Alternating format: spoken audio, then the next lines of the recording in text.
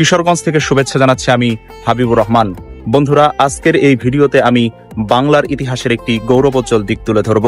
আপনারা জানেন, 12 ভূঁইয়াদের অন্যতম ছিলেন ইশাখা। ইশাখা এই কিশোরগঞ্জের করিমগঞ্জে গড়ে তুলেছিলেন তার জঙ্গলবাড়ি দুর্গ। আজকের এই ভিডিওতে ইশাখা, জঙ্গলবাড়ি দুর্গ ও তার পরিবারের সর্বশেষ অবস্থা তুলে ধরব আমি। কচুরিপানায় ভরে থাকা এই নদীটির নাম নরসুন্দা।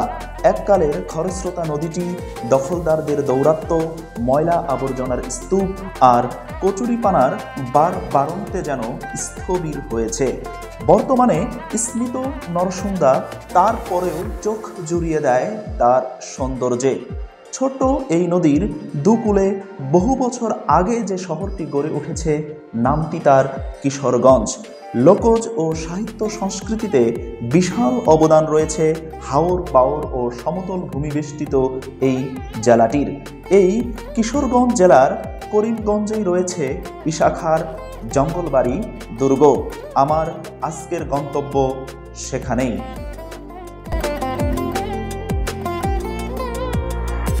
সকাল 10টার দিকে শহরের পুরাতন থানা মোড় এলাকা থেকে রওনা দিলাম করিমগঞ্জের উদ্দেশ্যে। কিশোরগঞ্জ শহর থেকে করিমগঞ্জের দূরত্ব প্রায় 7 কিলোমিটার। আমি বাইকে যাব, আপনারা চাইলে বাইক অথবা ব্যাটারি চালিত অটোরিক্সা করে যেতে পারেন। অটোরিক্সা ফুরানোর সময় অবশ্যই মনে রাখবেন আপনারা যাতায়াত ভাড়া ঠিক করে নেবেন, না হলে আসার সময় ফিরতি পথে যানবাহনের বিড়ম্বনায় পড়তে পারেন। অটোরিক্সা যাতায়াত ভাড়া 350 টাকার মতো নেবে।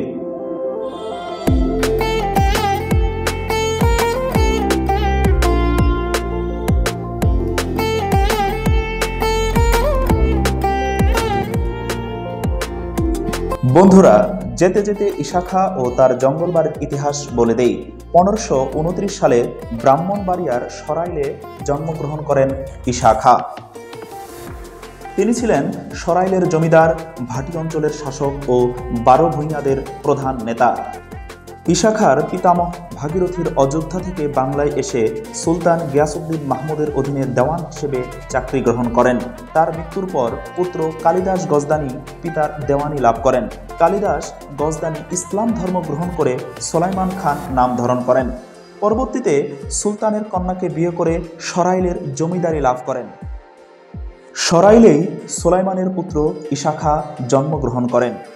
সুলতানের মৃত্যুর পর জামাতা সুলাইমান খাঁ নিজেকে বৈধ উত্তরাধিকার দাবি করে নতুন প্রতিষ্ঠিত আফগান শাসনের বিরুদ্ধে বিদ্রোহ ঘোষণা করেন। 1545 সালে শেরশাহর মৃত্যুর পর পুত্র ইসলাম শাহ দিল্লির সিংহাসনে বসে বাংলাকে একটি একক প্রশাসনিক শৃঙ্খলার মধ্যে নিয়ে আসার পদক্ষেপ গ্রহণ করেন। কিন্তু সুলাইমান খাঁ ইসলাম শাহর বশ্যতা অস্বীকার করে যুদ্ধে লিপ্ত হয়ে পরাজিত ও নিহত হন। এরপর তার 2 পুত্র ঈসা ও ইসমাইলকে বন্দী করে ইরানি বণিকদের কাছে দাস রূপে বিক্রি করে দেওয়া হয়। 1563 সালে দাস খান কররানী বাংলা ও বিহারের শাসনভার গ্রহণ করলে ইশাখার চাচা কুতুব খান অর্থের বিনিময়ে ইরানি বণিকদের কাছ থেকে তাদের মুক্ত করে আনেন। দেশে ফিরে চাচা কুতুব খাঁর প্রচেষ্টায় পিতার জমিদারি ফিরে পান ইশাখা। 1583 সালে ইশাখার সাথে মুঘল সুবেদার শাহবাজ খাঁর প্রবল যুদ্ধ হয়। এই যুদ্ধে নারায়ণগঞ্জের খিজিরপুর তথা কত্রাবো এলাকার দুর্গ ও অস্ত্রাগার ধ্বংস হয়ে যায়। এরপর ইশাখা রাজধানী স্থানান্তর করেন সোনারগাঁয়ে। আজকের গন্তব্যস্থল কিশোরগঞ্জের জঙ্গলবাড়িতে রাজধানী স্থানান্তর করেন 1585 সালে। ব্রিজ পার হয়ে এই গ্রাম্য বাজারের দোকানপাট ও বেচাকেনা দেখতে দেখতে কখন যে ইশাখার দুর্গের সামনে পৌঁছে গেলাম বুঝতেই পারলাম না। আপনারা এরকম সুন্দর ভিডিও দেখতে চাইলে অবশ্যই চ্যানেলটি সাবস্ক্রাইব করে রাখুন।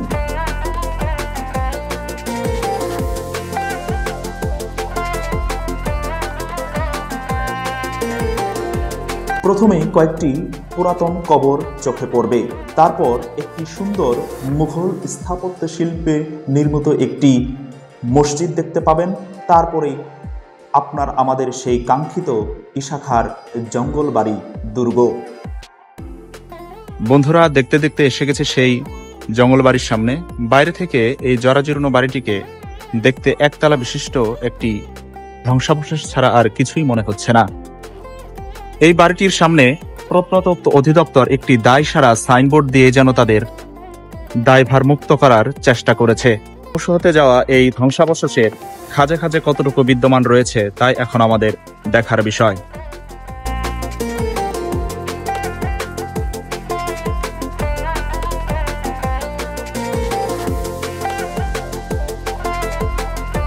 এই ক্ষয়ে যাওয়া ইটসুটি প্রত্নতত্ত্ব অধিদপ্তরের এক অমূল্য সম্পদ। প্রাচীরের সব জায়গাতেই শ্যাওলা পড়ে গেছে, কোথাও কোথাও আস্তরণ উঠে গেছে বহু আগেই।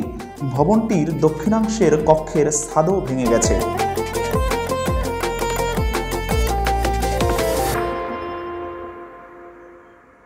এই ছাদের দিকে তাকিয়ে মনে হলো যেন ইতিহাস খুবলে খুবলে পড়ছে মাটিতে। এই দুর্গটি কিন্তু ঈশা খাঁ নিজেও নির্মাণ করেননি। 1585 সালে সামন্ত রাজা লক্ষণ ও রাম হাজরাকে পরাজিত করে এটি দখল করে নেন ঈশা খাঁ। এটি অবশ্য লক্ষণ হাজরাও নির্মাণ করেননি। প্রমাণ করা হয় প্রাক মুসলিম যুগে এটি নির্মিত হয়। তবে ঈশা খাঁ এখানে রাজধানী স্থাপন করার পর দুর্গটির ব্যাপক পরিবর্তন ও সংস্কার করেন। এখনও দুর্গটির বিভিন্ন দেওয়ালে প্রাচীন নকশার একটি সৌন্দর্য লক্ষ্য করা যায় এবং ইটের গাঁথুনি থেকে বোঝা যায় এটি অতি প্রাচীন এবং মুঘল স্থাপত্য শিল্পের একটি অনন্য নিদর্শন।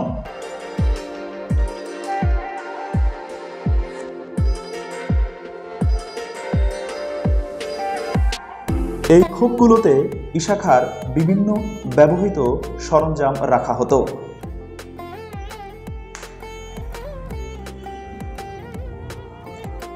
এটি হচ্ছে দুর্গের পেছনের ধ্বংসাবশেষের একটি অংশ।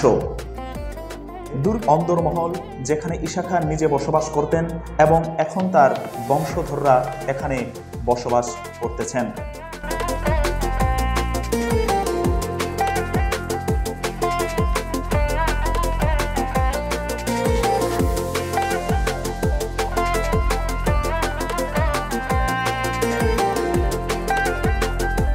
আমার নাম দেওয়ান জামাল দাদকা। আমি ঈশা খাঁর 15তম বংশধর। আমি এই ঈশা খাঁর এই দ্বিতীয় রাজধানী এই জঙ্গলবাড়িতে অবস্থান। এখানে আমরা ওনার বংশধর হিসাবে এই বাড়িতে বসবাস করতেছি। ঈশা খাঁর এখানে আসার পর থেকে বংশ পরম্পরায় এই পর্যন্ত এখান পর্যন্ত আছি। ঈশা খাঁর প্রথম রাজধানী সোনারগাঁয়, ওনার জন্মস্থান ব্রাহ্মণবাড়িয়া সরাইল, ওনার সমাধি গাজীপুর ডিস্ট্রিক্ট কালীগঞ্জ থানা বক্তারপুরে। ওনার 22টি পরগনা, 6টি দুর্গ। ওনার দাম্পত্য জীবন 2টি। প্রথম স্ত্রীর নাম সৈয়দা ফাতেমা খাতুন, দ্বিতীয় স্ত্রীর নাম স্বর্ণাময়ী। ঈশা খাঁ যখন মুঘলদের আক্রমণ সোনারগাঁইতে চতুর্দিক দিয়ে আক্রমণ আসে, পরে উনি চলে আসলেন বাটি বাংলার এই রাজ্য হিসেবে এই জঙ্গলবাড়িতে।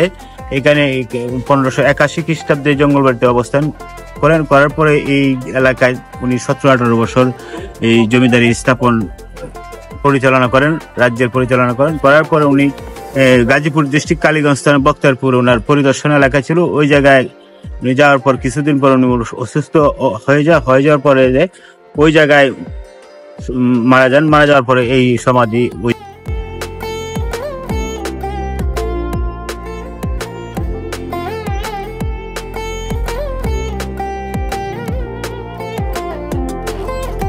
ঈশা খাঁ নির্মিত মসজিদটি 3 গম্বুজ বিশিষ্ট একটি মসজিদ। এই মসজিদটিতে বর্তমানে পরিবর্ধন ও পরিমার্জন করে আধুনিক রূপদানের চেষ্টা করা হয়েছে। তাতে অবশ্য মুঘল আমলের স্থাপত্য শিল্পের যথেষ্ট ব্যাঘাত ঘটেছে।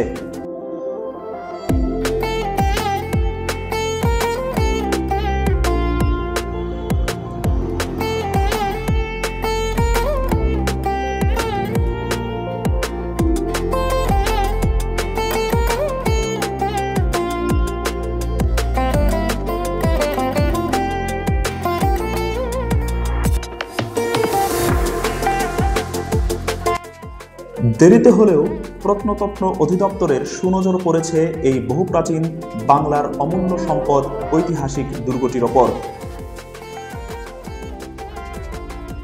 বন্ধুরা, সংস্কারের পর এখানে প্রত্নতত্ত্ব অধিদপ্তর একটি ইশাখা স্মৃতি জাদুঘর ও পাঠাগার স্থাপন করবে, এই আশা রেখেই আজকের মতো ভিডিও এখানে শেষ করছি। পরবর্তী ভিডিও দেখতে চাইলে অবশ্যই চ্যানেলটি সাবস্ক্রাইব করে রাখুন।